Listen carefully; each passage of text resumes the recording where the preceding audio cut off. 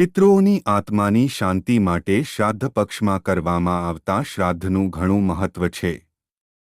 પિતૃપક્ષ, જે 16 દિવસ સુધી ચાલે છે, તે ભાદરવા મહિનાના શુક્લ પક્ષની પૂર્ણિમાના દિવસથી શરૂ થાય છે અને આસો મહિનાના કૃષ્ણ પક્ષની અમાસના દિવસે સમાપ્ત થાય છે.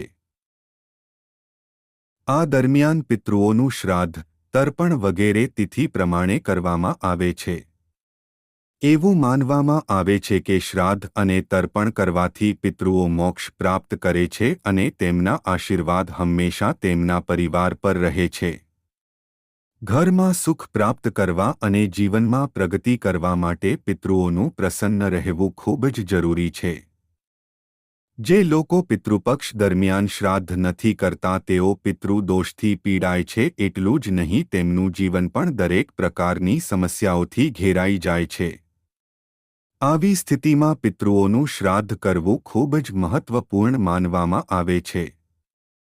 પરંતુ એવા ઘણા લોકો છે જેઓ ઈચ્છા હોવા છતાં કોઈ કારણસર શ્રાદ્ધ કરી શકતા નથી. આવી સ્થિતિમાં શું કરવું?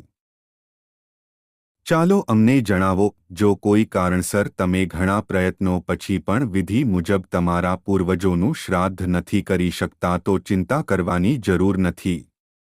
સનાતન ધર્મમાં દરેક ભૂલ માટે ચોક્કસ ઉપાય અથવા પદ્ધતિ છે. આ સ્થિતિમાંથી બહાર નીકળવા માટે એક ઉપાય પણ સૂચવવામાં આવ્યો છે.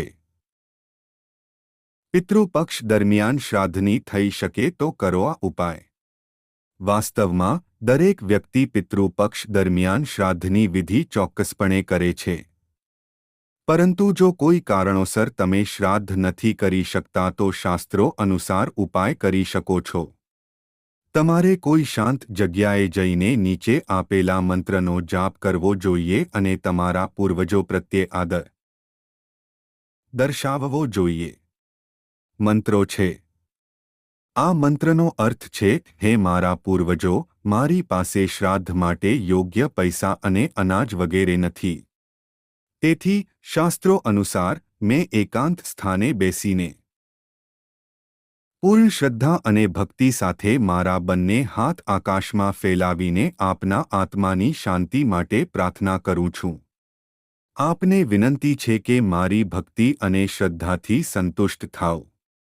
તમને જણાવી દઈએ કે કોઈ પણ વ્યક્તિ આ રીતે પિતૃઓનું શ્રાદ્ધ કરી શકે છે.